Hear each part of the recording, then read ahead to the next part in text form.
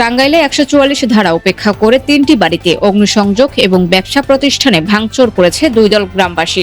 জেলার গোপালপুর ও ভুয়াপুর উপজেলার দুই গ্রামবাসীর মধ্যে সংঘর্ষ।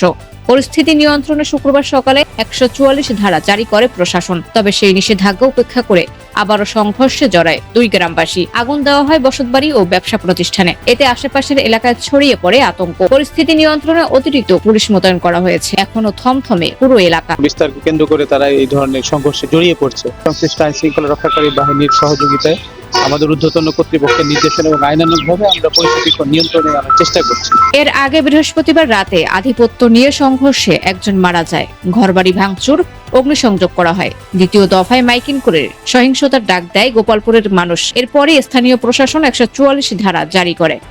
সানিয়া খান, তালাশবিড়ি, ঢাকা।